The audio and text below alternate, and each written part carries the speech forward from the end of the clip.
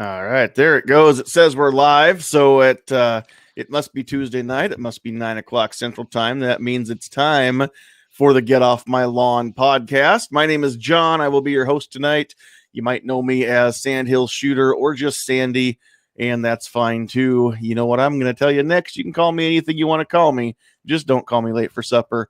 We'll get along just fine.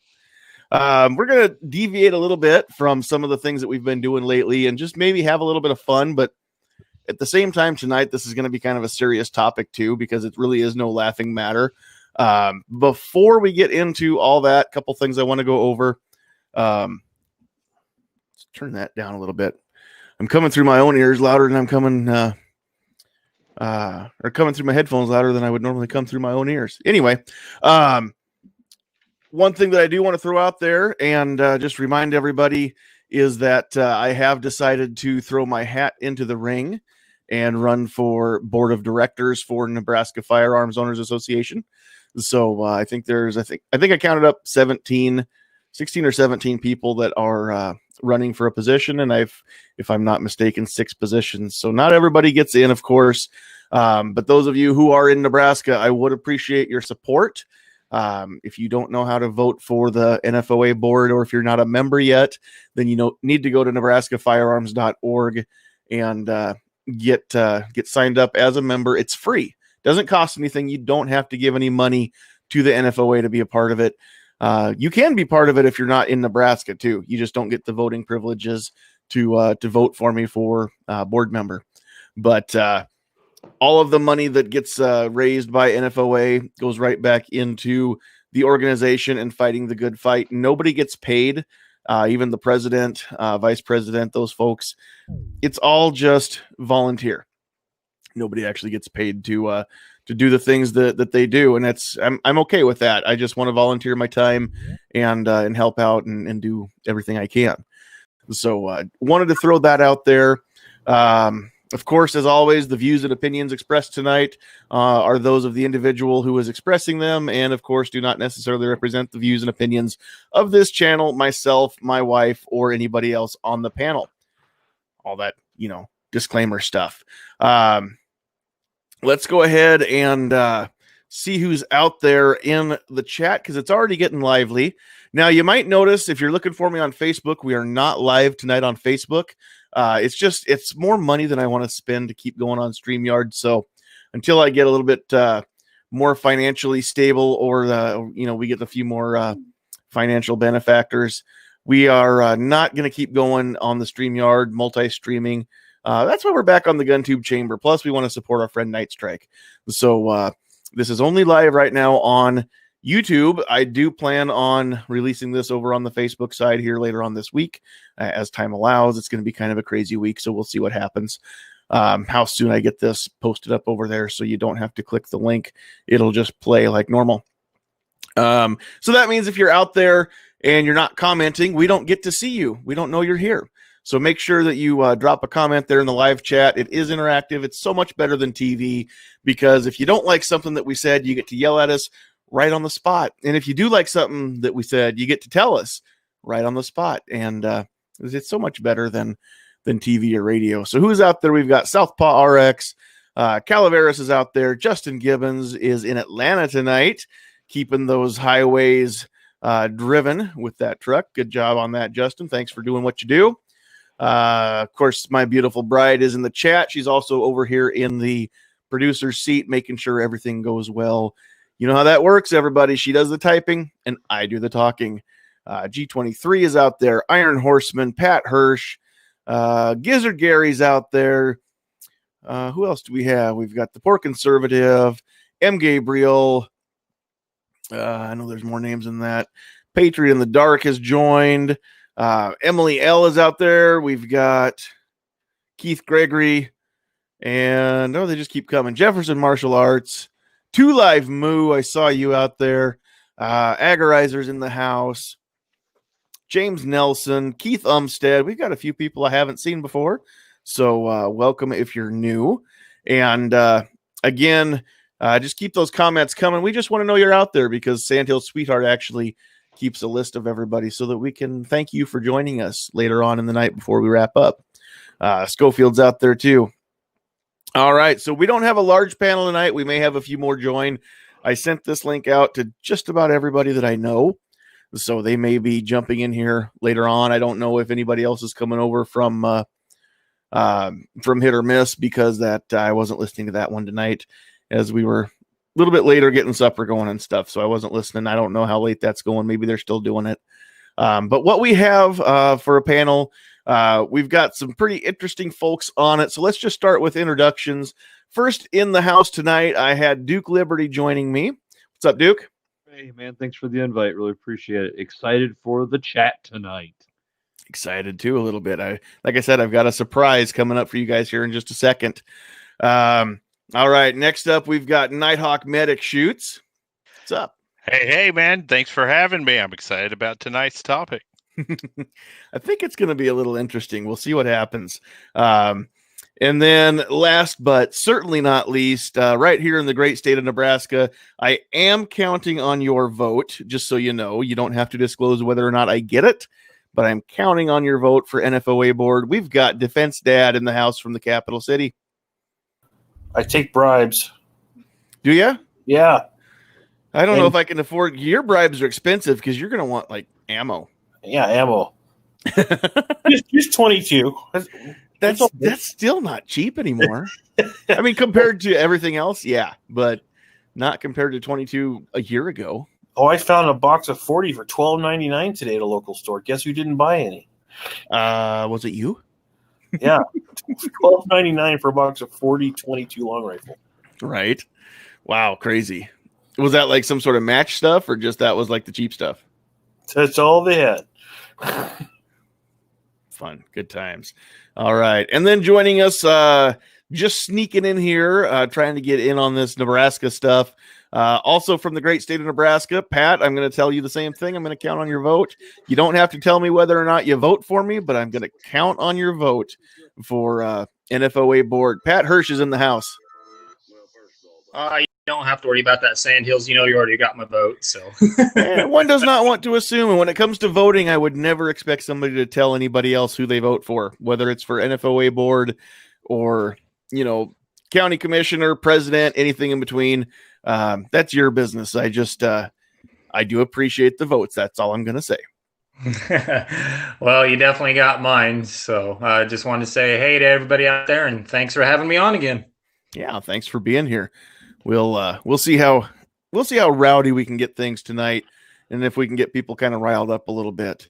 All right, I think that is all I had to do in the way of announcements. We're just going to jump in here. As far as all that goes, the description that I put on the video for tonight's chat, I'm just going to read that off. It's probably just as good as anything I'm going to say off the top of my head right now as far as what we're going to get into. With all the tension in the country right now, one thing is becoming clear to most of us. Someone wants to keep us fighting amongst ourselves. And I'm not talking about fighting about 9mm versus 45. I'm talking about fighting over serious things and throwing Molotov cocktails and all that kind of stuff. So what I want to do is let's polish up the tinfoil hats. We're going to break out our finest conspiracy theories tonight, fringe theories, whatever you want to call them. And we're going to talk about who stands to gain if we keep fighting amongst ourselves. And then who stands to lose if we all just agree to get along and be Americans. So in the interest of what I just said, I have prepared. I've always said that I've got a very fancy tinfoil hat. Mine has a chin strap. So let me get this on. You'll notice the earbuds tonight because I can't do the over-the-head headphones with this on. So there we go. We are all set now. I don't know if anybody else has got an actual tinfoil hat, but I wanted to have this on just to show you that I'm not making this up. Mine's fancy. It's got the chin strap. The wind will not blow this thing off. So that being the case, yeah, it's not that comfortable though. Tinfoil hats, while effective, not the most comfortable. Let's just put that one back on. Just so you know, I do have it. It does have a chin strap. I just wanted to show that off. So I've got kind of a list of things. Some of these are kind of go hand in hand here. But I'm just going to kick this off, and we will roundtable it. Nobody, we won't go around the room, and we'll just try not to talk over each other, so everybody gets a chance to talk. The first thing I want to talk about is just, I don't want to take the easy way out. I don't want to just say, well, George Soros is funding all this because, he wants to, because he doesn't like a certain group of people or whatever. I think it's way bigger than that. And he may be part of this, but ultimately, I really want to know what people think as far as who's really calling these shots. Who is it that is stirring everybody up? Who is it that is stirring up the Black Lives Matter, not the movement, but the actual, the quote unquote peaceful protesters that are, actually violent criminals that are stealing things and breaking things that aren't theirs and hurting people. Who's actually stirring these people up? Who are the shot callers? Who stands to gain if we keep the violence going and we keep everybody stirred up to where everybody's always angry with each other? So what do you guys think about that? Well, I often will quote William Tytler. And so we know that throughout history, republics and democracies have only lasted about 250 years on average, between 250 and 300 years. And invariably, once the population figures out that you can vote for the politician who will give you the most from the treasury, and then eventually fiscal irresponsibility declines the country to the point where either a dictatorship, socialist government, or some form of communism takes over. And so that cycle, Tytler's cycle, always ends the same way, which is where all the government entities sit down one day and decide, hey, you know what? If we get these people to argue with each other, the working class against the middle class and the middle class against the upper class, then we can do whatever we want to do in the background. And I think to some extent, we've become a nation that is ruled by plutocrats. And as the plutocracy becomes larger and larger and the bureaucrats gain more and more power, you almost see different political alignments setting themselves up as sheriffs and as kings or we were prince and dukes in different areas of the country, running their towns under their iron fist or rule. And so I'd imagine that what we're doing is moving towards either communism or a socialistic type rule run by plutocrats, millionaires who use their wealth to rule. And who is that, though? Well, right now it appears to be both the Democrats and the Republicans. Right. Neither one are really fighting to stop it, if you want to be honest with yourself. I have been extremely proactive in Twitter and other communications, as well as letter writing and email writing. And I can't get a single person that gets on TV and says that this is bad to come out and tell me what they want to do about it. None of them seem interested in solving the problem. And I'm not talking about going out and hurting people. What I'm talking about is rule of law. And so if you want to destroy the unity and if you want to destroy the structure within a nation, one of the first things you do is you eliminate religion and then you eliminate rule of law. And they've been wildly successful in doing both of those things. All right. Anybody else want to jump in there and just take a shot at who's actually pulling all these strings here? Who's the master of puppets that is pulling all the strings? Well, I'll take one little stab at it. Go for it. There's no right or wrong answer. I mean, I don't know. So I don't either. I'm not expecting somebody to, tell me what I already know. I just want to know what everybody thinks. And out there in the chat too. Well, I'll put together my best conspiracy theory, as it were. I think China has a really big part to gain in this. I mean, because so many of the people in Hollywood are backed by China. I mean, look at the NBA. The NBA is so big over in China that if they say one tiny little thing to offend them, they get massive blowback. And I in my mind, I think China has more to gain. I mean, hell, they own half the country already, so I mean, Seems look like at the it. debt they've gobbled up. And a good friend of mine, when I used to work at a John Deere dealership, said it best. He said, well, it's made right here in China. And I asked him one day, I said, what do you mean by that? And he kind of laid it out on the table one night. And then I was like, oh, I guess I didn't think about it like that. So anyway, that's my little theory on it. All right. Nope. That's a very, very valid theory, I think. Duke or Defense Dad, either one of you want to chime in on that? Yeah, I got a theory that the theory is that there is no man behind the curtain. Okay. Okay. The theory is that there really is no big boogeyman running everything, and that's more terrifying than if there was a boogeyman. This is just a crazy train that we're riding right now. No one caused this, but there are people who are in power who are going to use this. They're going to use this to keep us fighting with each other so that they benefit. That's why earlier when it was talked about why no one's doing anything is because both sides benefit largely when this stuff is going on. The right is wants to come in and stomp it out, and their side is just getting emboldened by their protests, and the left is emboldened by them and by people destroying property and rioting. And so it's both sides allowing it because it's stirring up both their bases. When in all reality, I still think that we're only seeing about 5% of the most loudest people. Most people are staying home. Most people are doing what they can to help people, and they've been doing that all along. So I think we have to remember that when looking at this, is I think it's a very small pocket, but it's being used much larger than it's ever been used before. And because we have a phone in our hand, so you're constantly seeing it, and it's constantly in your face. And we're living in a new world, this post-COVID or we're still in COVID, however you want to look at it. This post-COVID world, now that it's here, things are different, and that's scary. And so I think we have to look at it like that.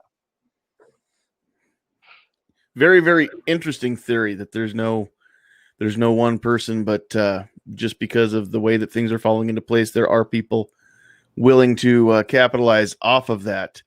Yeah, that's a great viewpoint.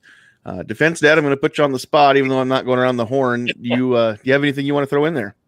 Well, this is much more simplified view, but I just think it's the people in this country, in this world, that have the most money and have the most power, and they're just sitting back. Look what these idiots are doing to each other. This is great for business for us. They're just going to pull on this. They're making one side fight the other side, and it's going nuts. And how do I say it? Basically, they're just sitting back, and they're going to collect, and they're going to capitalize on it more so than they even have, because the country is just going insane. Mm-hmm. If that makes any sense. No, that makes perfect sense. I don't think that you're wrong there, actually. And that's just it. That no matter how crazy of a theory we throw out, I really don't think that there's anything that's too far fetched at this point, even to believe. Really, that's not a challenge anybody to just throw out the craziest thing that they can say. But at the same time, I mean, honestly, there's really nothing at this point that would shock any of us, is there? I mean, no. I've got my own theory. No. I think I know exactly who's behind everything, but I'm going to save that for the very end, right before we wrap up. But I do have my own thoughts, and I'm going to tell everybody what I think, just based on all the clues that I have so far. So we'll get there at the end. All right. So the next thing I want to jump into is, who exactly is it that stands to gain from excuse me. Nope. That's the one sorry, I'm going through check boxes here. We've kind of talked about who stands to gain, or who's kind of the mastermind behind it. As far as the civil unrest, the violence, the looting and vandalism, and what people are still trying to, pee in our head and tell us it's raining and say, hey, this is mostly peaceful. Every time something happens now, you can pretty well bet that there's going to be riots not only in that town, but probably in several towns across the nation, if not, if not most of the bigger towns. So that being said, there's two things I want to throw out there, and then you can all help me discuss. As far as the people that are actually the boots on the ground, the ones that are committing the violence, and I'm not going to limit this to one side or the other, or one group or another. I mean, we can blame Antifa, we can blame BLM, we can blame the Boogaloo Boys, we can blame a lot of different groups, and maybe they all have, at least some part of the blame. But here's the thing is, in my mind, these are all just useful idiots that are being played. They are being masterminded. And even if there isn't one specific person behind the curtain, it seems to me like they are being herded. They are being controlled in certain ways. Part of that, I think, is the media, the way that everything gets reported in a specific fashion, so that you don't get all the facts and then get to draw your own conclusion. They just want to tell you a story and emotionally lead you where they want you to go. And I think that happens more often than not anymore on the news, and pick a network. It doesn't matter which one you pick. They do that. Whether they're liberal, conservative, doesn't matter. I've not seen one lately that doesn't do that to you or try to do that to you. So if we let the media just lead us along by our feelers, then it is kind of inevitable, right? That we're going to get whipped up into a frenzy at some point. By we, I mean people in general, not any specific group or any one of us, but just as a whole, as a populace. When the media is telling us what we need to think and feel about a certain situation, isn't that inevitable that that's going to happen? I mean, are the people even aware that they're being useful idiots, that they're being used to further, I don't know, what's the end game there? Ratings? I really want to do this one. So I went to a BLM protest as a outer perimeter security group, and basically what we were assigned to do was ensure that people, both patriots and Antifa, were not carrying things from the parking lot into the protests that could potentially cause an escalation. And we were working in hand with the local law enforcement. And so I had an opportunity to speak to some of these young people there. And the first thing I learned is none of them will really talk to you. Okay. The moment that they realize you're not there for their banner, they call you a racist or sexist or a pig, and then they walk off. Okay. And the one young lady that I actually was able to engage with, she talked to me, but she has no idea why she's there. She's getting paid $15 an hour to hold a sign and to stand behind a woman who is the organizer, who is standing there screaming at police officers and screaming at patriots, who then midway through the protest gets picked up in a car and leaves with the rest of these kids standing out there with signs. And these kids look terrified. And I asked this young lady to articulate to me why she thought it was a good idea to bring men who used to kick doors for the United States of America to the point where they felt they had to protect their families. Who was pushing her? Who was telling her that it was a good idea to threaten people who have taken the lives of America's enemies in their own homeland? Who is sending her to her death? And her response was, I don't know. I'm just getting paid, man. And she wandered off. And so that was the only conversation I had that didn't immediately end with somebody calling me a racist the whole day. Okay. That was not with a member of law enforcement. And so there is definitively a force. I believe that there's both a supernatural as well as a natural force pushing these people. I do not. I think that, again, going back to my earlier comment, we have raised a godless society, so there's no higher moral standard by which most of these people live by, and that makes you susceptible to supernatural forces that you might not be otherwise. But in addition to that, there is genuinely an effort to cause a fight between the two groups. I have never seen a more sustained effort to cause a rift between Americans anywhere outside of a history book. Never in my entire life outside of a history book.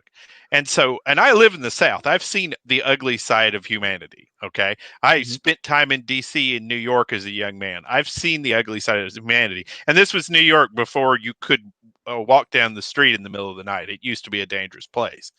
And so people have to understand that whether you agree or disagree with these people, somebody is puppeting them. Somebody is telling these young people to march off to what will eventually end up being their death. Because come November, if things don't calm down, somebody's going to shoot somebody, and this thing's going to get ugly fast. And especially if they keep marching on neighborhoods, because they're going to find a door kicker. And that person's going to realize that he's got enemies on his front porch, and it's going to be ugly from there. And whoever is trying to set off this particular pepper pot is going to get what they want. Nope, that's probably not too far off either. Anybody else jump in there? What do you think about that part? Well, let's be honest. I believe it's our own government doing it, and I'm not talking Trump. I'm not talking about Pelosi. I'm talking about the people behind closed doors that really make decisions in this country. They're keeping people at odds, and it's like, okay, this hand's doing this over here. What's going on behind closed doors that we aren't paying attention to? So those people who benefit from those actions, I truly believe they have a hand in this. Some of these things are just too organized for just the average Antifa or Black Lives Matter people. I've seen pictures there's some close-ups of some of these supposed Antifa people that look like they've got government communication pieces in their ears, just like the CIA or anybody else has. So I wouldn't be surprised if you find people that are in one of our some of our security organizations that are running part of this. All right. Anybody else want to jump in there? I think it's just back to the point that was made earlier. Just you have a morally bankrupt society who has turned away from what we were born, what we were created for, what we were designed to be, in such a very perverse way. And I fear that there's some judgment for this. And I believe that there's just powers that are involved that would stir people to create and to be in a certain way. And I think it's very sad. I think people are hurting, and I think people are broken, and this is the way that they want to act out.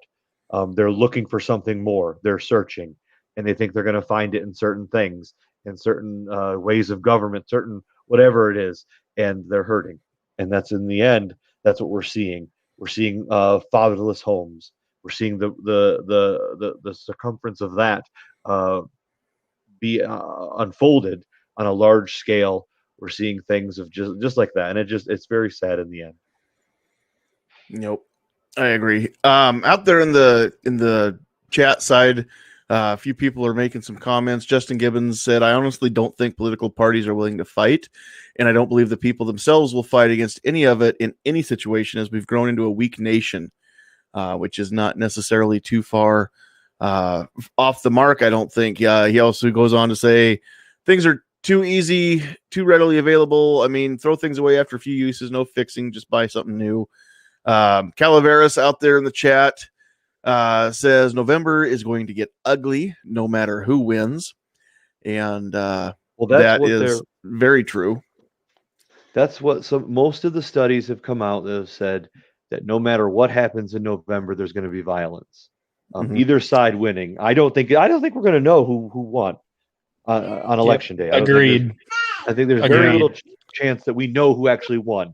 And whoever side loses, I'm very concerned that it's no, he didn't lose, and we're not accepting it. Right. I'm concerned about what early November to mid November to December looks like. Do you remember what it was like when Bush versus Gore? You know, it was You kind mean of the 3 recounts in Florida because Gore was just positive that he won Florida? yeah, and that was I remember it being a little tense. I was younger at the time, but it was a little tense and worrisome. Mhm. Times that by 1,000 this Mhm. time. And I think that people are capable of violence, and people are going to be pushed. And like was said earlier, they're going to push the wrong people. You're going to find out that there's going to be people who have already um, already crossed the line, know what the switch is, and their switch is turned off right now. But show up to the wrong neighborhood and come to somebody's house and tell them you're going to kill them, Yeah. and there's 30 of you. Well, you're gonna find the wrong person, and that person's not going to wait for you to act. No, that's very true. Agorizer out there in the chat says, I blame Pinky and the brain. Well, probably not Pinky so much as the brain. Ghost is out there. He says he blames Clover, which is, I mean, not a lot of people realize just how diabolically mastermindful Clover really is. So that's probably true. He probably really is the person behind the curtain, and he's got us all convinced there is no curtain, because that's just how Clover rolls. Just kidding. For anybody that doesn't know that I know Clover and he's my friend, I'm just kidding. Clover would know that if he hears this. Squib says if Biden wins, the other side will do nothing. I don't know that that's wrong either, because if Biden wins, the other side is the conservative side.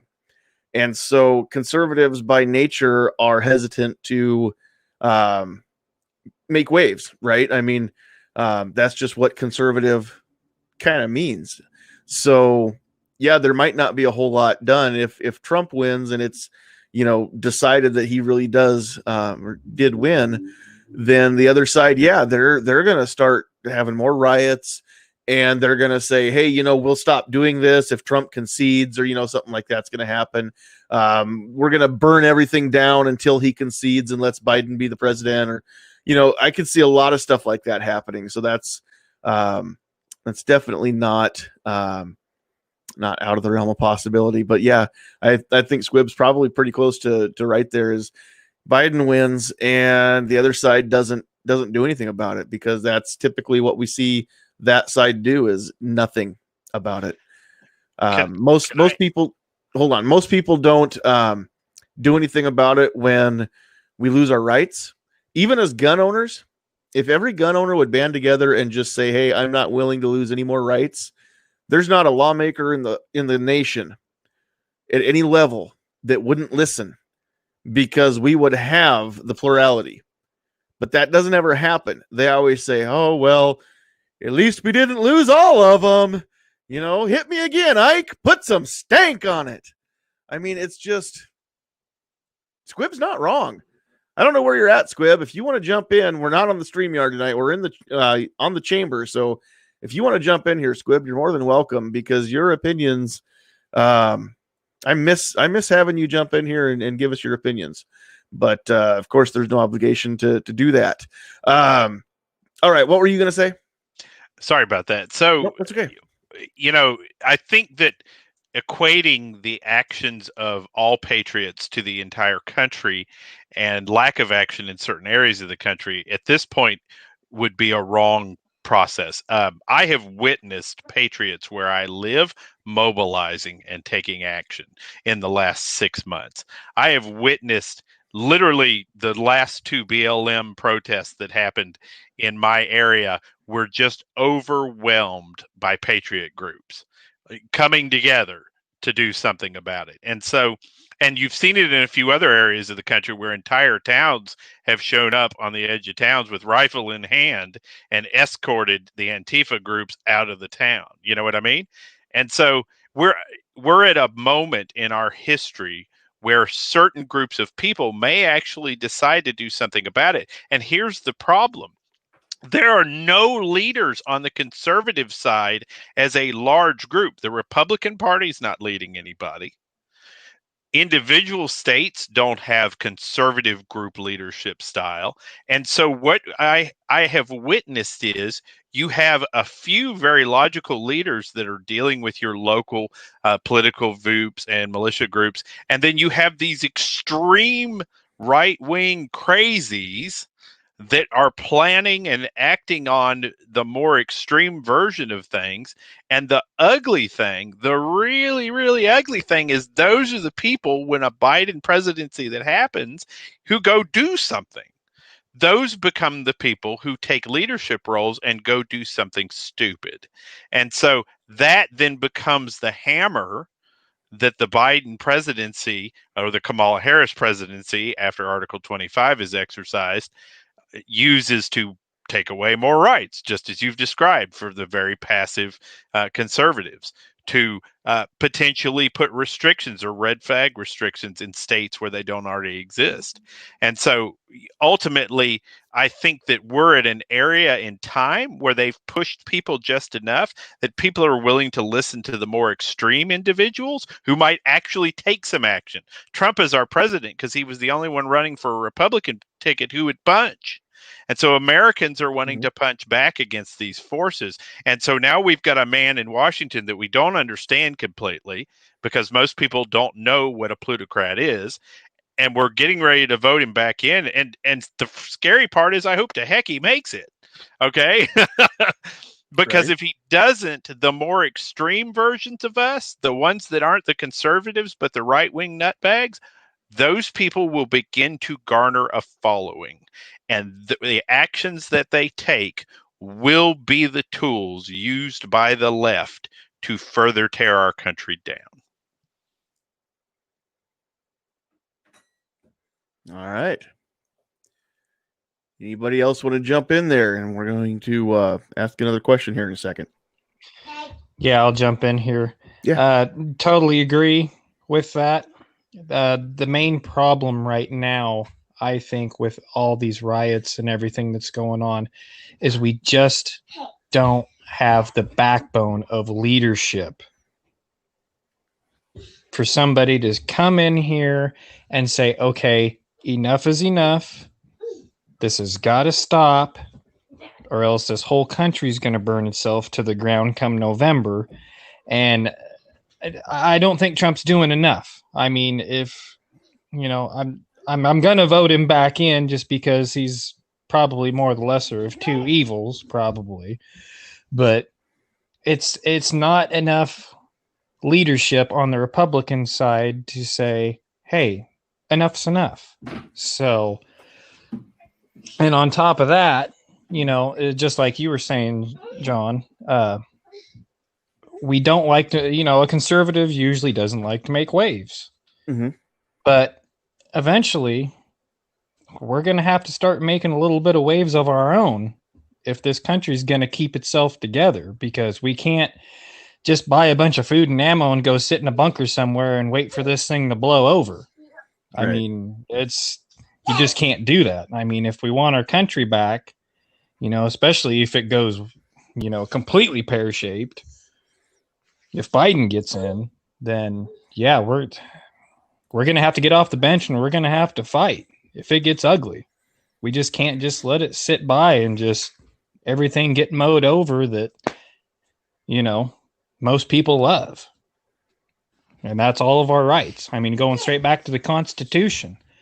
And that's another thing that kind of makes me think all this. We've gotten so far away from the Constitution and people trying to push people away from the Constitution with these radical ideas and everything. Now, granted, it wasn't perfect when it was first drafted or anything because we still had slavery and everything. But it slowly got better and better. Then all of a sudden, it is starting to take a nosedive off of a freaking 20-foot high dive board into a shallow pool.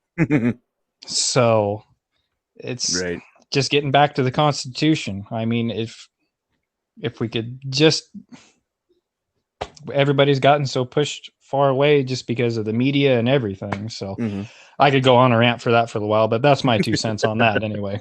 Nope, that's all right.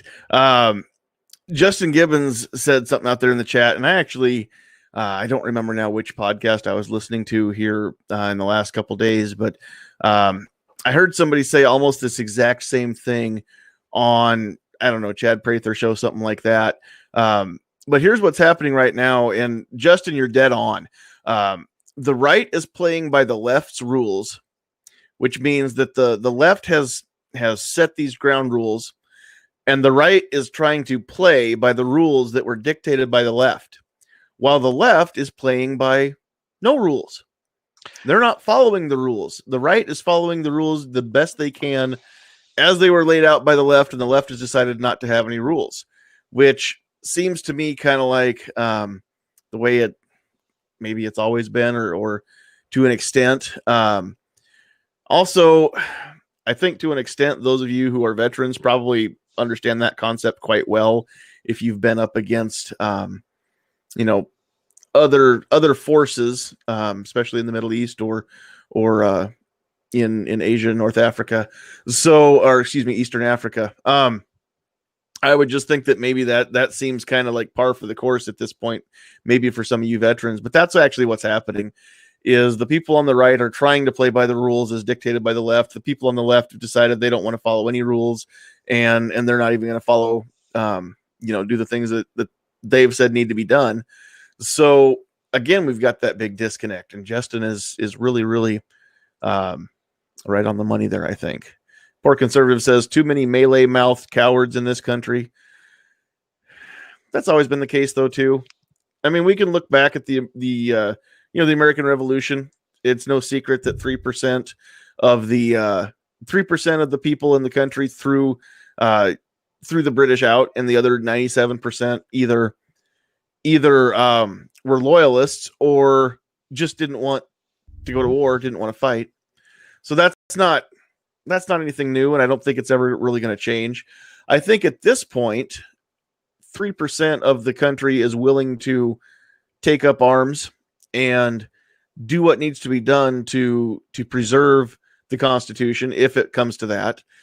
And hopefully 99% of that 3% will look for any other option first, because I know that some of those people, that's all they want is to, they just want a hunting license, basically, is what it amounts to.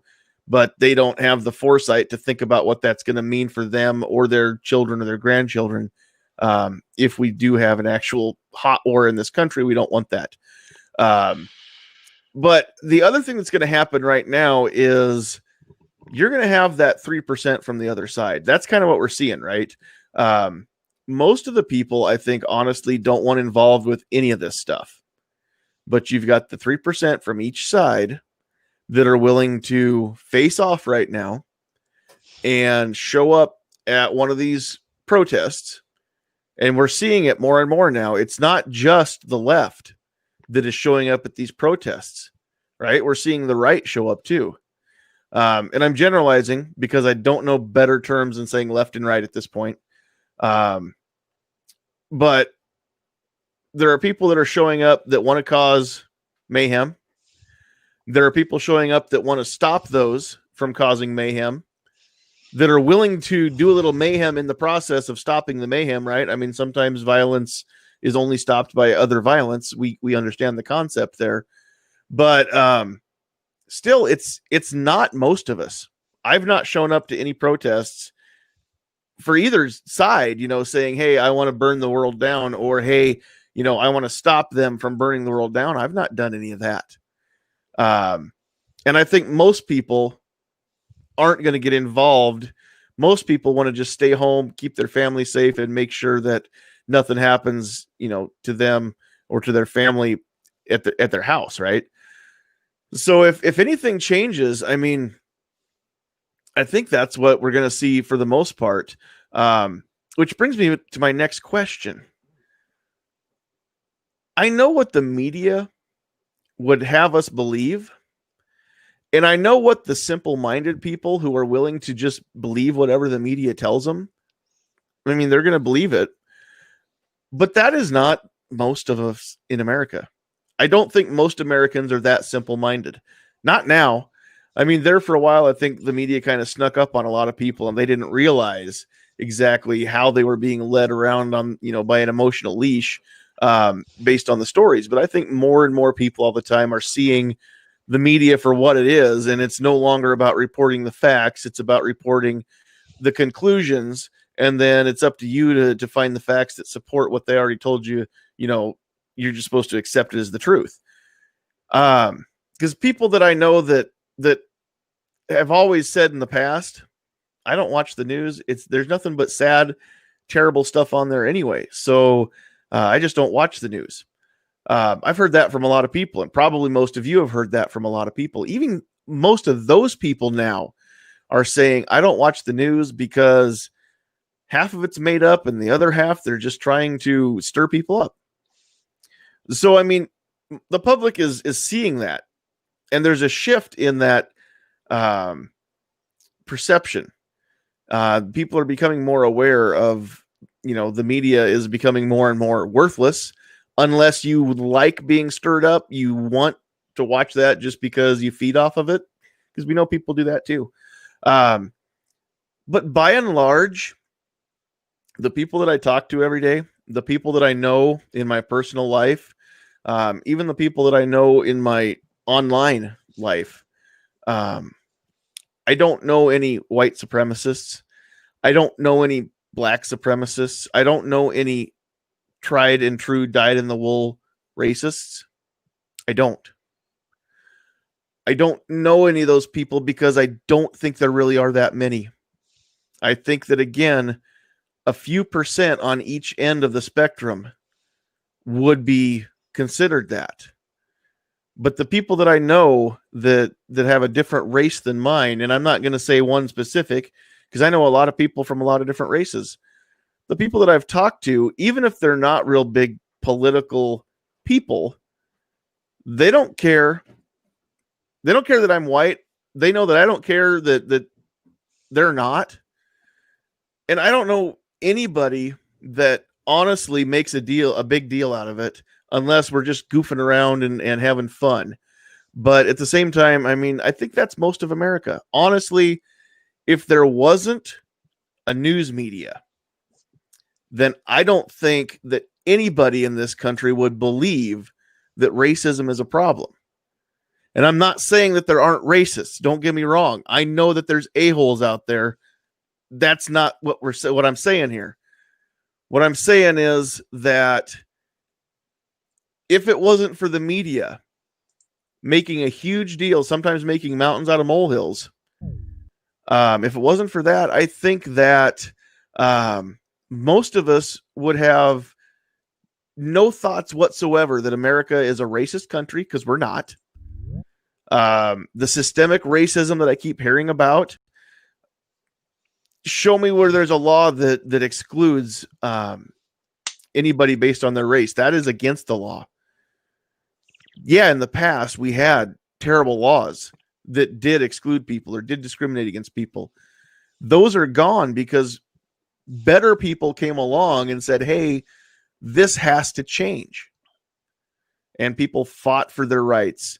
People died for their rights. And other people listened and said, hey, this isn't the way that we need to be. We are the land of the free. Let's make sure everybody gets to enjoy that freedom and exercise all of the rights that are enumerated in the Constitution. So I'm saying here in 2020 that there's nobody that doesn't have the rights in this country that everybody else has. Opportunities are different. Potential is different. Okay, situations are different, but the rights and the chance, everybody I think is equal on those terms. I don't think that there is a lot of the racial tension. You get away from the major cities that are having the rioting and the looting right now, and you just go to normal America, which normal America for a huge percentage of us is smaller town, rural. We're not seeing it. I know that there's some of that crap still happens in the South. It always has. It always will. I get that. But I'm saying by and large, America, I'm not seeing racial tension. I'm not seeing people that are being ugly to one another based on race, other than what I'm seeing on the news. That's where, I guess it's a lot of words to say that, but I'm not seeing it in my personal life. I'm only seeing it on TV. What's everybody else seeing in your personal life? I know what you're seeing on TV, but what are you guys seeing in your personal lives? Well, it's funny because I've been to 4 protests so far, and let's just say that the lack of diversity by the protesters was shocking, to say the least. The Patriots were significantly more diverse than the protesters were by far, which leads me down the road that I don't believe they're protesting anything to do with race, but rather good old-fashioned communism. Mm-hmm. And then the other thing is, I live in an area of the world that people love to point at and say systemic racism exists there. And it doesn't. It does not in what you would refer to as normal society. It just does not exist. Let's differentiate between the systemic racism and racism. Well, and racism exists, right? Not just in the South. Racism exists. There are people who think that they're better than other people because of the color of their skin or the nation of their origin. Yes, that exists. It'll always exist because in this country, they have a right to be that way. Yes. What you're talking about is systemic racism. What do you mean by that? So the advocacy groups that are fighting the supposed systemic racism that exists in our country are specifically pointing to violations of federal law. So they are specifically stating that you can go to my home state, and in this state, people will violate federal regulations in order to prevent people of certain race and background from getting jobs, from being able to get ahead in life, from doing all those things. And so what they are openly accusing of, or which is systemic racism, or a system set up to exclude specific races of people, is only constructed by specific groups anywhere in our country. And none of them are ultimately run by any government organization. And so if you look at the KKK, if you look at the NAACP, if you look at different communities within the United States, all of these communities identify somebody by their race and systemically bias against them exclusively for that reason, either for or against them. That is the definition of racism. And so inherently, there is no systemic racism in my state, but the South is always referred to when we're referring to either systemic racism, right? Is there racism in the South? Absolutely.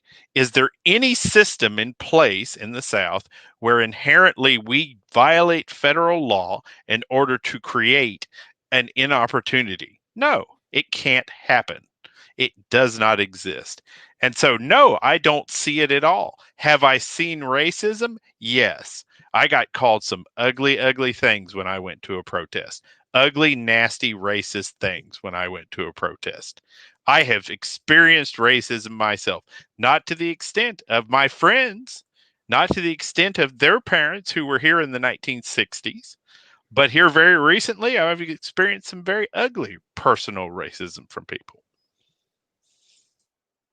Nope, that's, like I said, we know that happens. All right, anybody else want to jump in on that part? I think he did a pretty good job right there. Nope, I think so. All right. We're going to shift gears a little bit and talk about some other conspiracies. Just because I don't want this to turn into a racism chat. New York Outcast out there, I just invited you. I'm sure you've seen the comment, but I think I sent you a link. I hope I sent you a link. I meant to. But if you want to jump in and just tell us your perspective, since it's going to be different than all of ours, you're sure welcome to. I would love to have that perspective, Rob. If not, cool. I mean, I get it if you don't want to jump in here, but if you do, we will let you talk. But in the meantime, we're going to switch direction a little bit here. We're gonna move away from the racial things and the violence in the streets. We're gonna go back to most of the people. Somebody mentioned earlier, most of the people in the country they're staying home. They're trying to just stay safe, not get sick, and try to keep the COVID-19 thing from getting out of hand again. I think it is getting a little bit out of hand again. It seems like things are swinging back the wrong direction there for a while. It looked like maybe the country, or at least the part of the country that I'm in, was maybe set to get back on track, and maybe things were gonna get closer to normal. But it just seems like here lately things are getting a little bit worse. I know within my company there have been an increase in some people getting sick, or at least testing positive, and we can't have, if you have a positive test, you can't come to work in a retail environment where the public comes into the place. So that's made for some changes as far as our company goes. I'm seeing that, and I've complained about this a lot. I don't know how much of it I've complained about on here, but I know some. I'm seeing that we keep getting more and more cases. And I know that we keep getting more and more people all the time that are, dying from the COVID-19, but now we're finding out that the overwhelming majority of the people who have died have had other things that were also deadly. And maybe it was, maybe that was the straw that broke the camel's back. And if they hadn't gotten COVID-19, maybe they wouldn't have died, so quickly. But at the same time, it just seems to me like if you don't have other risk factors, then there's a very, very minuscule chance that this is going to claim your life. And it seems like there's a fairly small chance that you're even going to be symptomatic. It just seems like there's a ton of people that I've heard of that tested positive that didn't know they were sick. So the biggest gripe that I have on this is I keep hearing conflicting things. Again, we go back to the media for this too, but I keep hearing that, if we just look back and see how things started, they didn't know a whole lot about the virus. They said, wash your hands, and don't touch your face, don't touch things, and then rub your eyes, or, do anything that could introduce something into your system. Then it was, then we need to stay 6 feet away because chances are pretty slim that droplets are going to carry more than 6 feet, if you happen to talk to somebody or whatnot. Then it was, well, we need to put on a mask because that's going to contain the droplets. Put on a mask and stay 6 feet apart, and then everything should be fine. Put gloves on, but if you touch anything with the gloves, take them off and put more gloves on. There's just been so many different things. Now, all of a sudden, it's wear a face shield. Goggles would help because that keeps you from getting things into your eyes, which more things will get into your system through your eyes than through your nose or mouth. Your nose and mouth have defense mechanisms built in that your eyes don't. So we keep hearing all this stuff. Originally we were going to shut everything down for 15 days to flatten the curve. Then it became, well, we're not just going to flatten the curve because, let's face it, the hospitals were getting overwhelmed, right? They didn't have enough staff or enough equipment to treat everybody. But how many months have gone by since we heard about a hospital getting overwhelmed? It's not happening anywhere anymore. People aren't getting overwhelmed. And if they are, then somebody tell me about it, because I've looked around and I can't find that story anywhere that hospitals are getting overrun and getting overwhelmed. They know how to treat this sickness now. They know what to do. We're learning, by trial and error. So more and more people all the time are surviving it because they're refining the treatment methods. I don't know what to believe anymore. I don't know if I need to be terrified or not worried or somewhere in between. And honestly, I'm almost to the point, and I say this only partially tongue in cheek. I'm almost to the point where I'm ready to go to a COVID party, just like when we were little, there used to be chickenpox parties. I'm almost to the point where I'm ready to go get this sucker just to get it over with. But then they tell me, well, that doesn't do any good because you can catch it again because it can mutate. At this point, I don't know whether I should scratch my watch or wind up my butt because they've got me so confused on everything. I don't know what to believe. I'm not terrified of a virus that I've got over a 99% chance of surviving if I do get sick. What do you guys think about just overall? I'm not saying the virus is a hoax. I know it's real. I know that it's deadly for certain people. But we're finding out more and more that list of certain people is getting very, very small compared to our overall population. So what do you all think about that? So let me start with a big eye opener for most people. So I worked in hospitals for 16 years, and a hospital administrator whose staff allows the hospital to be empty gets fired. Empty beds don't make any money. Right. So filling the hospital up and having your nursing staff at max staffing, at as close to max staffing at all times, is the idea. Now, ICUs, you want a little wiggle room, but most of the time the ICU is full. And most of your floors are in general very close to full, at least 95 to 96% capacity, as high as 98 if it's Friday going into the weekend before surgeries on Monday. So the concept that hospitals were ever going to become overfilled with COVID cases and be incapable of supporting that process was ludicrous to begin with. And all of my local hospitals laid off nurses because they were making more money putting COVID-19 on a chart than it even was worth to them to keep the nursing staff. So they were running at 65%, stamping COVID-19 on every upper respiratory infection that came through and laying off nurses who'd been there for 35 years because they didn't want to pay them a full retirement. So, horse hockey. The other thing is I've been in violation of every mask protocol that has existed in this country since day one. Okay. And I was in medicine for decades. I know what a coronavirus is. I was exposed to SARS in the Army. I'm a heart patient and I still wasn't worried about it. And so if we're talking about the ultimate form of Big Brother wanting to control you, this is it. Okay. Mm-hmm. The moment you tell people to take away their personalities, to cover their faces, by the way, this is how they limit women in the Middle East, is by covering their faces. Okay. You've had an entire population of people muting themselves. I didn't start violating the mask processes because I was a jerk. I can't hear anybody who talks with a mask on. And I can't even hear to think when I've got one of those gaiters on. I'm deaf as a stone.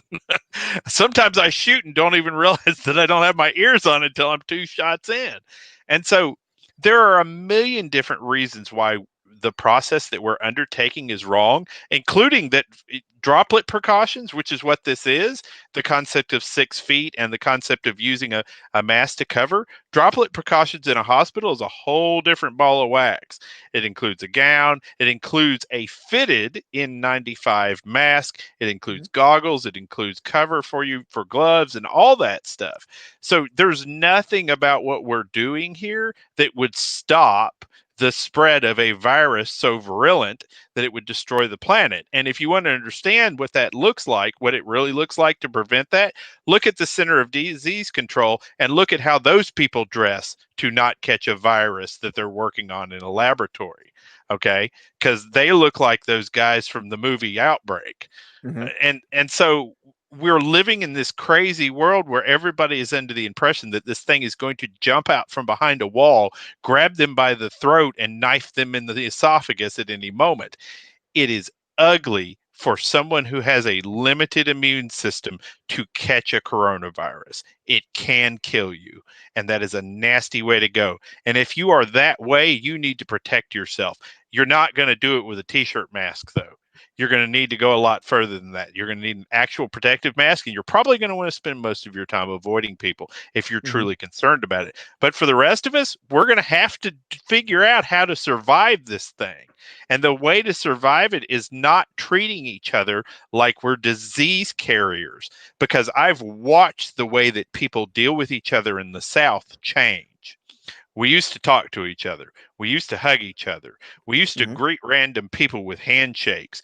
We used to pat each other on the back in a bar and drink beer and sit and play together. And then the next morning, we all went to church and we hugged the little old ladies and we hugged everybody down to the kids. And we ate together in big tables and for a potluck. And we were a community and we were unity and we did things together. And that is gone. And going back to separating us so that we don't have our power, ladies and gentlemen, I give you Exhibit 1. No, that's a very good point. Out there in the chat, Two Gun Kitty, the Catnip Outlaw, love that name by the way, has made a very, very good point. He says medical people that don't profit from COVID seem to say it's no big deal. They just shifted. Medical people who profit from COVID say the world is ending. And that is almost exactly what I've noticed is the people that stand to gain from it. Again, they are riding this pony, for all it's worth. Whereas the people who don't profit from it are saying, take some precautions, but go live your life. I don't know all the ins and the outs. Clearly, I'm not a doctor. I have stayed at Holiday Inn Express, but that's about the extent. I do play a know-it-all on the internet, though. I play a know-it-all in real life, too. But, I mean, it just seems like herd immunity is the only way that we're going to get past this like we do with anything else on the planet. Amen. Yes, there are going to be people in the herd who get thinned out by a virus. That's nature's way. I'm sorry. It's the way it works. It sucks. It's no different than when we say that there's no way to prevent idiots from breaking the law with a firearm. That's no reason to not live our lives. That's no reason to take away our rights and our freedoms. And I'm going to say the same thing with COVID. There are going to be people who don't survive it. That's true of any infection. But that's no reason to take away our freedoms and take away our rights. And unlike with guns, we as a population, some of us have fought against this, but as a population, we have not only lost our rights, we gave them up. Just like Star Wars, episode 3, when they vote to make Palpatine emperor instead of chancellor, and the whole Senate chamber goes wild, right? And Padme says, "This is how liberty dies, with thunderous applause." Well, you know what? Liberty is dying with thunderous applause in this country because we are willingly giving up our rights and our freedoms as a people because the media told us that we have to. The president didn't tell us we have to. Some of the governors did, but they only did that because the media made this thing out to be such a big thing. They only did that because they were told to by somebody. Might not be one somebody, might not be an organized thing. There might not be one string puller. But again, if that's the case, then we've got the perfect storm of useful idiots and media, useful idiots as well. They're telling us what they're being told to tell us. And anybody that thinks otherwise needs to do their homework and pay attention. But we've got a country almost completely shut down. We've got an economy almost completely ruined. I've been saying this all along because it's no secret if you look back in history. And history, kids, that's this thing that we want to study so we're not doomed to repeat it. That's what history's all about. That's why it's important that we don't cut certain things out of it. We need the truth, the whole truth, and nothing but the truth. So help us, history books.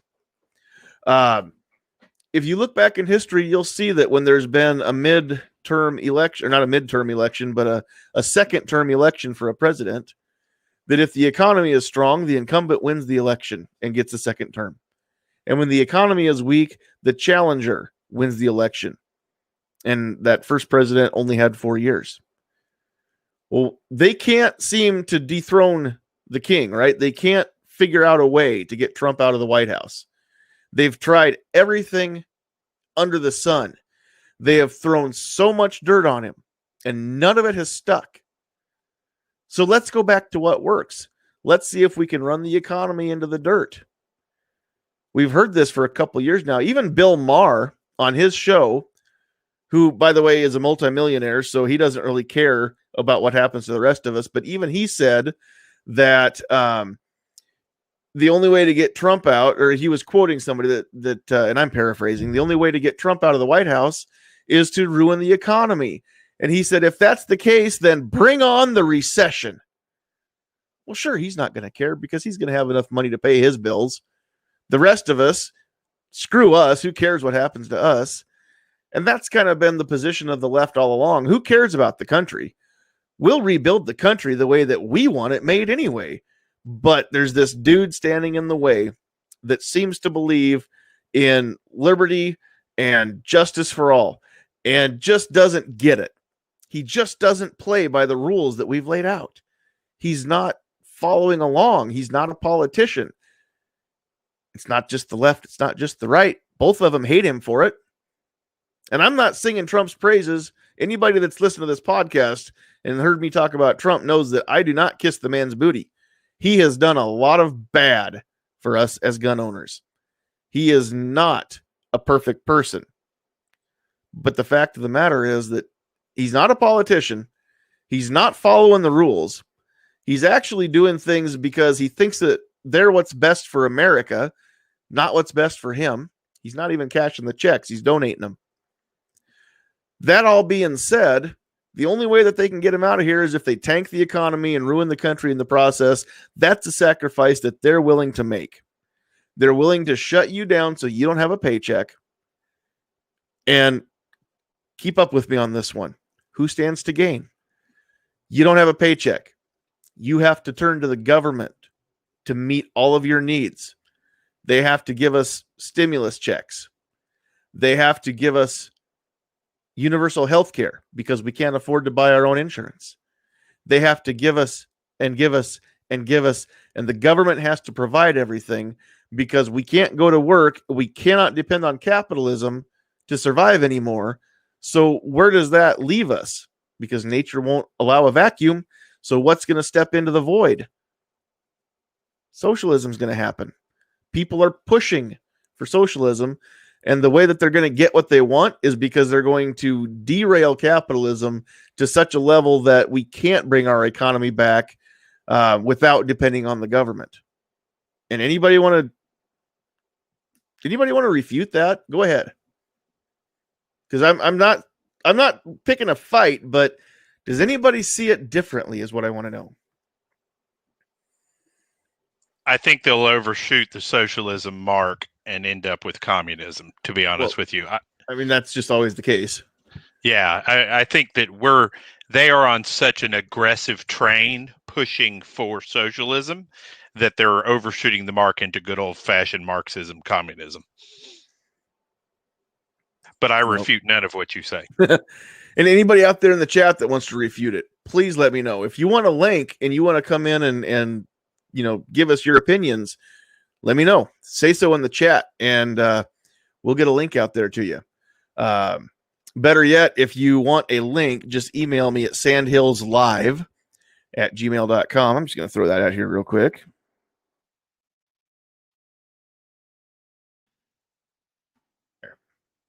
There is the email address in the chat. So send me an email, and I will just privately email you a link. That way everybody doesn't have it. But if anybody wants to come in and refute that, I mean, I don't need an echo chamber. If you agree with it, don't bother. But if you have a different opinion, you see it differently, I want to know about it. I want your opinion.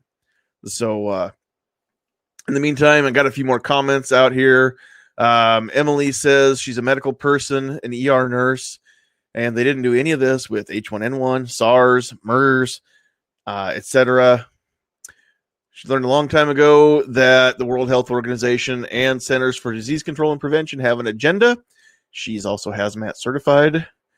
Some Nighthawk guy out there was agreeing with her. We don't care what he has to say. Just kidding. Screw that guy. Screw that guy. Let's see. Seven Wonders says, my next door neighbor is the GM at a decent restaurant. He told me that nearly all of his employees made a lot more staying home. Doesn't that make Trump look good to them? I don't know. Does it though? I mean, when everybody is being told that Trump is the reason we have this virus, Trump is the reason why the nobody can go to work. Trump is the reason. They're trying to say that the unemployment rate that skyrocketed this summer is Trump's fault, when Trump doesn't have the authority to shut down each state. The governors do. So tell me another one. Again, don't pee on my head and tell me it's raining. That's what this whole chat's about. If you're mad because you can't go to work, then you need to talk to your governor, because that is who's making those decisions for each state. Some of the governors decided not to lock down, and those states kept going. Some of the governors decided to do some stuff, but not everything. And then other governors said, I know what's best for you, and we will just shut down everything, because I just want to let you know that you don't have the power. I do. That's basically what happened in several of those states.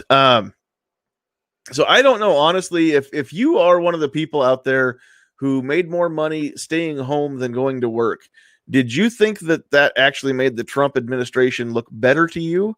Because the media was telling you a whole lot of other stuff than, good for Trump. The fact that we got the stimulus checks, I mean, at what cost? Who's going to pay that back? That is going to come back around and bite us in the butt. All of this free money that we're throwing out for everything, bailing out businesses, grants, payroll, all that kind of stuff. Somebody is eventually going to have to pay the piper.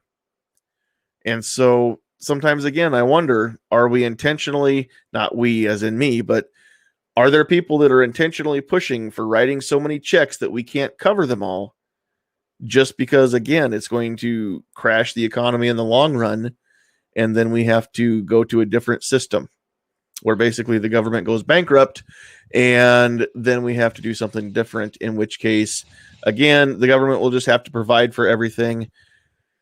I go back. We could do a whole nother night just talking about what happens if we go into socialism or communism versus the free market that most of us want to have happen here under capitalism.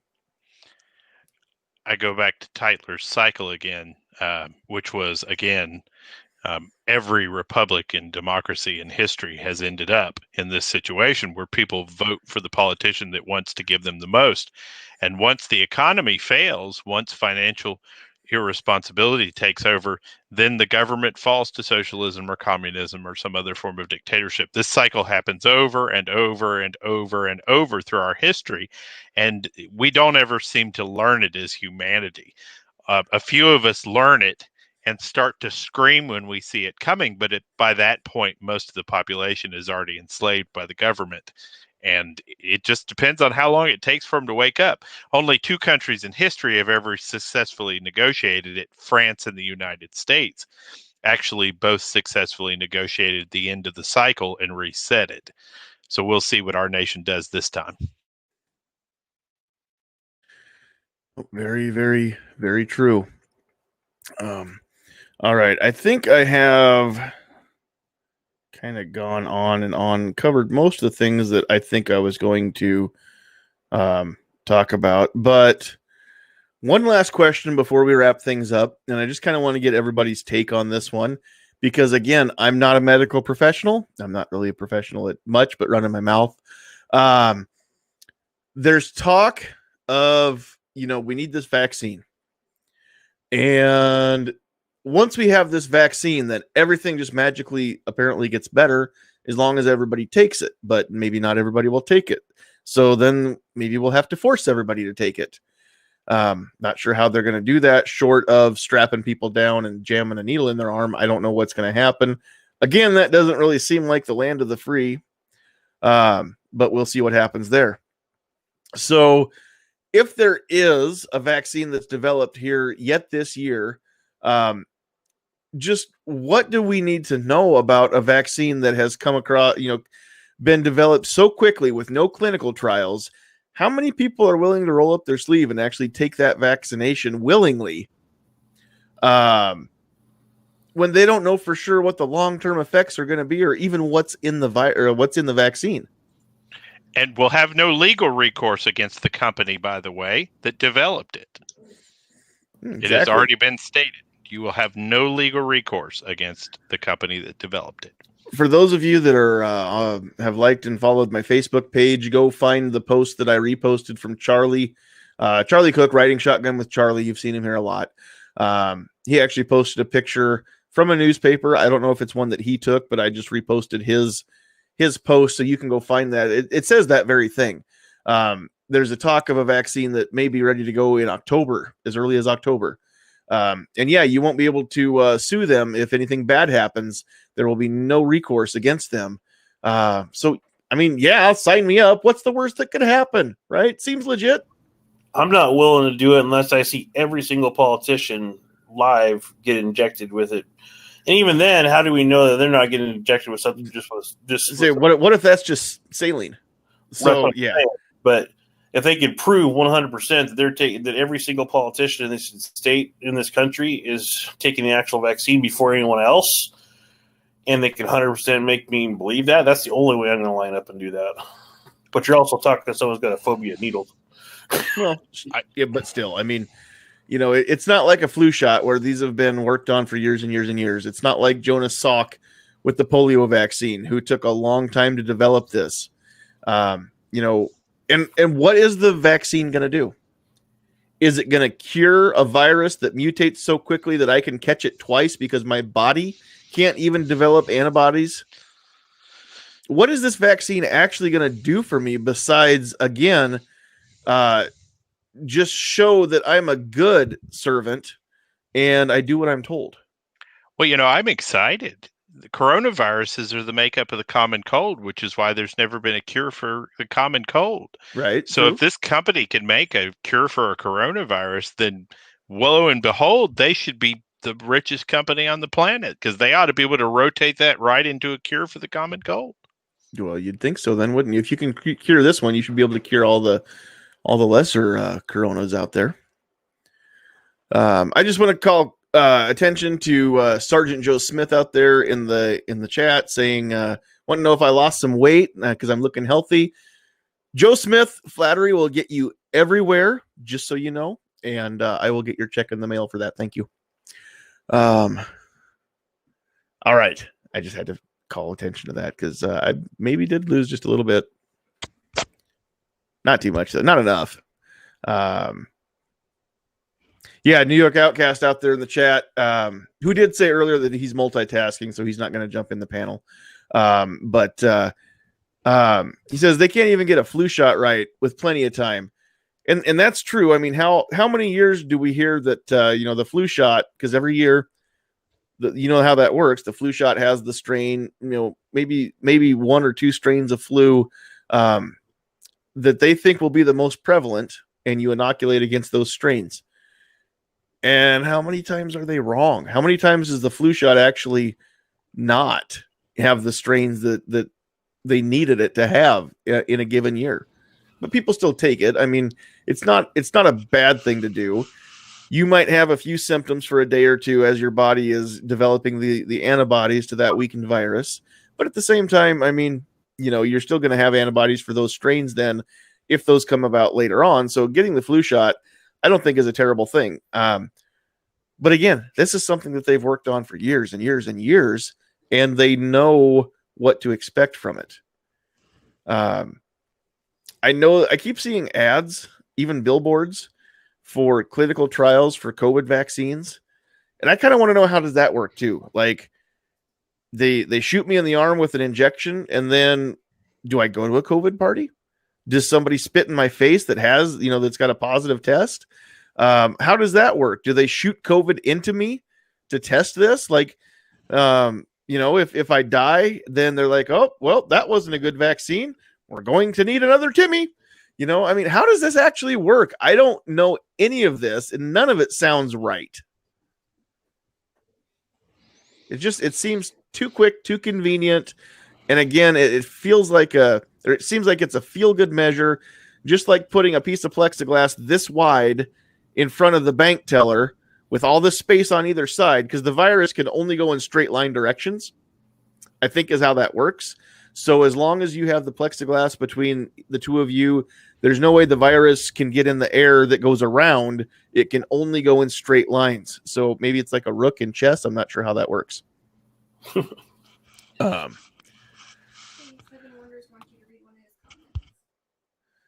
Let's see. What is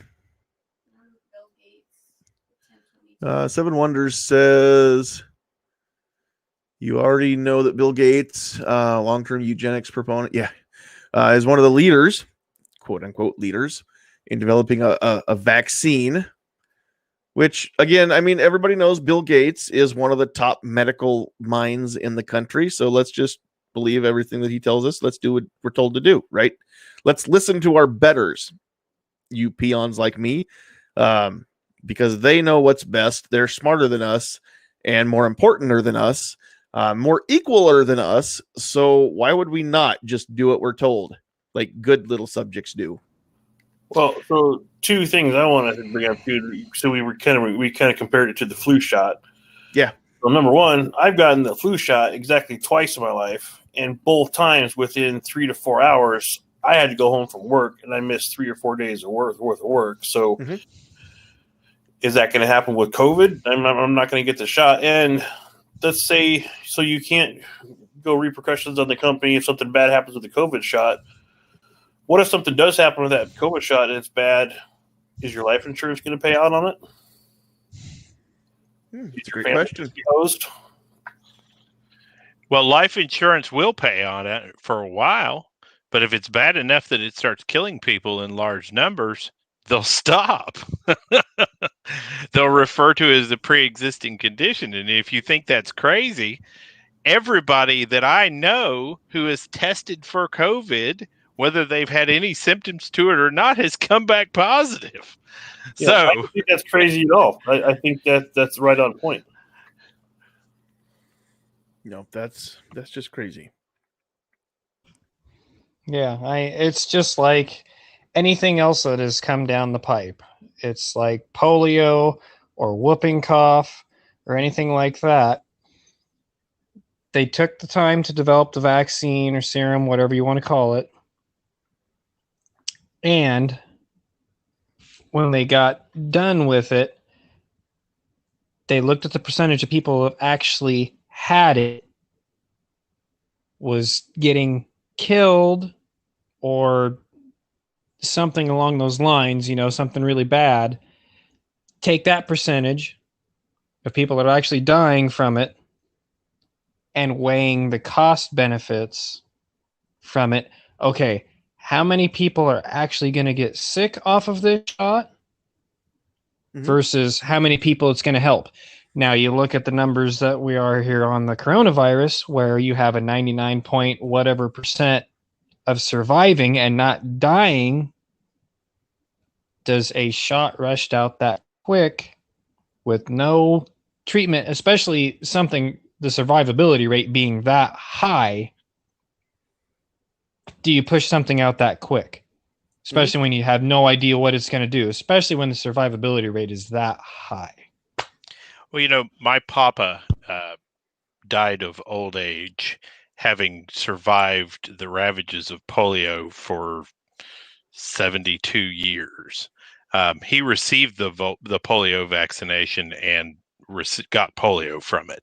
And so that vaccination, even though it was very carefully released based on the primitive technology at the time, did infect people with the polio virus. So, polio is a bacteria, I think. But anyway, ultimately, what we ended up with is we know that a percentage of people in the population are invariably going to end up catching something from a vaccination. There will be people with weak enough immune systems and things of that nature who are going to end up with the virus because of it. And so, if coronavirus is anything like every other version of it that have ever existed, COVID-03 and COVID-07, COVID-12 and COVID-13, those things do mutate a lot. And so just to Sandhills' point, there's no way on earth you're going to develop a vaccination for it that's going to last beyond one version of it. So does it come the next flu? Well, if it becomes the next flu, people go on about their lives with the flu going on around them. They don't wear masks. They don't treat each other like diseased freaks. They don't not gather in public places other than to burn and loot. And they sure as heck don't slowly break down the unity that is our society through it. And, you know, I would wager right now that if you are in an area that is not controlled by a Democrat, that you don't have tyrannous mask laws going on. And I know that to be a fact because most areas in Tennessee do not have mask laws right now. But Chattanooga, Tennessee, who has a Democrat in charge, has a mask law. I can drive for 15 minutes and not have a mask law because there's a Republican over there. No, it's just very curious to me how many states don't have a mask mandate statewide that, you know, people aren't dropping like flies. And I kind of think about some of the precautions that we do, you know. I admit nothing, but I may or may not have never worn a mask into Walmart since any of this began. Sometimes people kind of look at you a little bit funny, but for the most part, there's enough people in Walmart with no mask that, I mean, it's not that big of a deal. And if you want to wear a mask, that's fine. I'm not going to tell you not to wear a mask. But the way I look at it is me not wearing a mask is kind of like when God made a skunk black with a white stripe down its back. It's easily recognizable. When God made a porcupine with big old, you know, sharp, pokey quills covering its back and its butt and its tail, it's easily recognizable, and you stay away. I'm not wearing a mask. It's easily recognizable. Please stay away from me. I mean, honestly, I don't want people up in my bubble anyway. And I'm a hugger. I mean, if I want you in my bubble, I'll let you know. But otherwise, just stay back. And if you're not within 6 feet of me, then you've got a very slim chance of getting any of my spit. And I promise I will not intentionally spit. In fact, when I'm in Walmart without a mask, I do my best not to open my mouth for any reason, unless I have to speak to somebody. But for the most part, I don't even like to do that. I try to remain quiet. I try to keep my mouth shut so I'm not inadvertently, you know, spreading droplets around. But again, if you touch a surface, then wash your hands. We've had that one from the beginning, right? So I don't know. The whole thing just makes me wonder, like, do people honestly not understand viruses? There's no cure for a virus. Polio vaccine works because you get it before you get the virus, or before you're exposed to the virus, and your body builds up the antibodies. Flu vaccine works because you get that strain before you're exposed to it in a weakened state. It's either a dead virus or a weakened live virus. Your body builds up the antibodies, and then you don't get sick with it. There's no cure for any viral infection. Go to your doctor's office when you're not feeling well, and they'll tell you, well, if it's bacterial, you know, here's a Z-Pack. We'll give you some antibiotics, and if it's a bacteria, then this will knock it out. If not, you're just going to have to fight it off. That's the case for every virus out there. There's not a cure for a virus. Your body has to do that on its own. Now, they can do things that'll help. You can bolster your immune system, but you can't cure a virus. We've known about HIV for how long? There's not a cure for HIV. Once you get that, you've got it. You've got hepatitis C. Guess what? You've got hepatitis C. There's not a cure to get rid of that. These are viruses. Your body has to do that on its own. Your body can cure itself, but that's it. There's not medicine out there that's going to be a wonder drug and make you better with a virus. And if we can't do it for any of those, then why would we do it for COVID? Also, keep this one in mind. I'm going to end with, you know what? Hold on. We're going to end things. Let me get my tinfoil back on. So if I'm going to sound crazy, I can look just as crazy. All right. Think about this. There's no money in a cure. If you could take one shot or take one pill and cure a disease, then you're only a one-time customer. Whereas if they can treat you for months and months or years and years, you're a returning customer. Now, whether or not you buy into the evilness of big pharma, just keep in mind, these are for-profit businesses that develop these vaccines. They're not doing this because they're nice. They're doing it to make money. Shocker. People are in business to make money. That's how it works, right? So if they've got a choice between a one-time customer and a repeat customer, as a business, as a money-making business, what do you think they're going to choose? Why would they cure what they can treat for years? Just think about that one a little bit, okay? There's no money in a cure. Jonas Salk didn't think about the future as far as making money. He thought about just making kids not have to be, or people, but most of the time when people caught that as a kid, it crippled them for life, right? He thought about never having that happen to anybody else.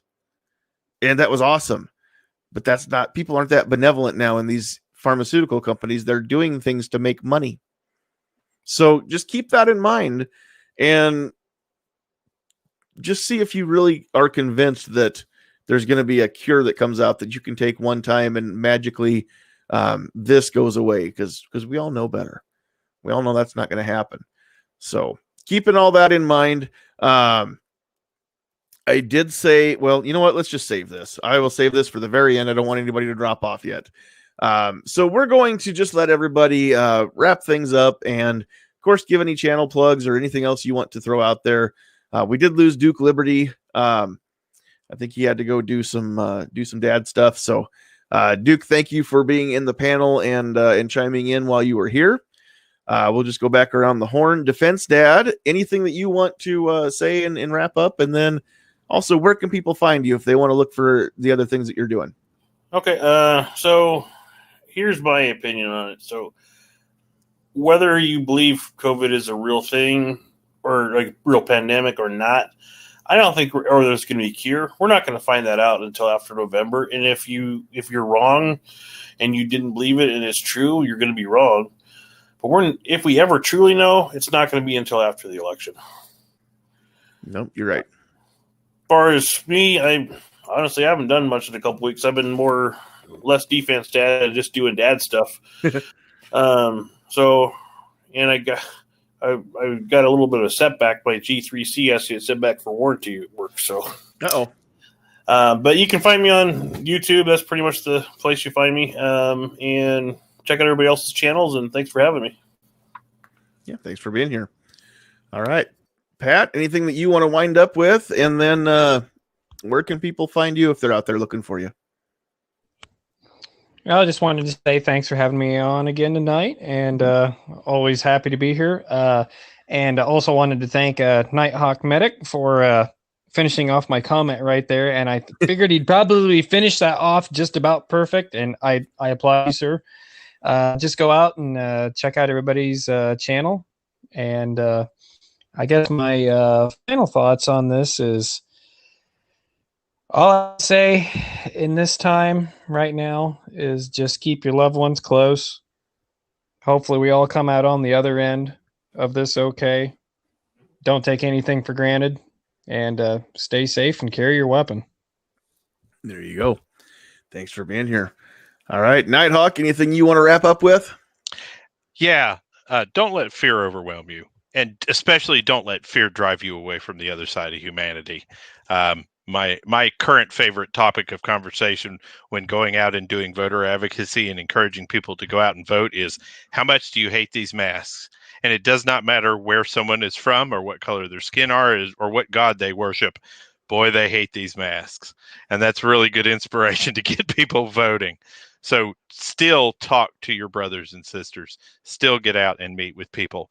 And you can find my considerably less political Nighthawk Medic Shoots channel on Facebook, YouTube, and on Full30.com. Sandhill, thank you as always, sir. I appreciate the opportunity to be here.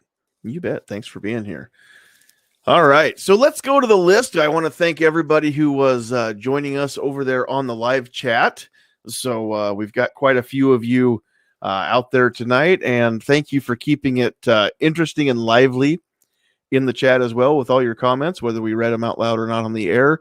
I was trying to keep up with most of them. So out there in the chat tonight, we had Southpaw RX, Calaveras 32 Special, Justin Gibbons, G23, Iron Horseman, Pat Hirsch, Gizzard Gary, The Poor Conservative, M. Gabriel, Patriot in the Dark, Keith Gregory, Two Live Moo, Jefferson Martial Arts, Agorizer, James Nelson, Emily L., Keith Umstead, Schofield 63, Guitar Man Pete, Mike, Nighthawk Medic, New York Outcast, Gun Loving Grandpa, Ghost Tactical, Squibload, Two Gun Kitty the Catnip Outlaw, Blue Steel 44, Seven Wonders, Vash Matrix, James Allen, Sergeant Joe Smith, and Scott P79, along with, of course, Sandhills Sweetheart and myself. So, real quick here, I said I would tell you who's behind it all. And like I said, based on all of the clues that I've seen, I've come to a decision. So here's what I have. This is I think for the win. It's Colonel Mustard in the library with the candlestick. So that is my theory, and I'm going to stick to my guns on that one. Nice. So we'll just see how far I am from how far off I am, but I think I'm dead on the money. We'll have to see what happens. So on behalf of Duke Liberty and on behalf of Defense Dad, Pat Hirsch, Nighthawk Medic, Sandhills Sweetheart, and myself, again, thank all of you for watching, sticking with us till the end. If you missed the beginning, please catch that when it renders and go back on the replay. Please hit the thumbs up button if you had some fun, whether that we got serious or goofy tonight. If you had some fun, even if you just like the cool tinfoil hat, the fancy one with the chin strap, give us a thumbs up if you would. If you're catching this on the replay, go ahead and drop a comment so we know that you were that you watched it, and just comment on anything that you wanted to comment. And then also, again, for those of you who are Nebraskans and can vote for NFOA board, please go to nebraskafirearms.org if you have not yet joined Nebraska Firearms Owners Association, and join that. It's free. You don't ever have to send any money, part with any of your hard-earned cash to do that, but I would sure appreciate all of your votes. We are planning on attending the member social at the 88 Tactical Facility over by Takema on October 4th. So if anybody wants to come hang out, we're planning on going to that. We've got our tickets bought. So Lord willing and the creek don't rise, we will be there live and in the flesh, just hanging out with everybody and doing lunch. And I think there's some range events. I don't know what all they have planned. It's just going to be a good time. So we're not going to miss that. And after that's over, we're heading on down to Omaha to catch Chad Prather live and in person. So that should be some good times as well. You might remember hanging out with Party Foul Steve here several weeks ago now on the podcast, which is when it comes to the live events, he's Chad's right-hand man. So we're going to try and get together and hang out with Steve a little bit. I don't know if it'll be with Chad too, but it's going to be fun times. So look for some pictures and be able to tell you about that here later on. After that happens in October. So vote for me, please, and come out and I'd like to meet some people at the member social there at Takema on October 4th. So if you don't know about that, look up NFOA on Facebook or just go to nebraskafirearms.org and get your information, because it should be some good times. So on behalf of everybody here, thank you for joining us. Without you, we don't have this. You're the reason that we do it. So please tell everybody to keep, and not only you keep coming by, but please tell everybody so that you can help us grow and we can get this out in front of more people. But in the meantime, we love you. God bless you. It's time to go. You should get off my lawn.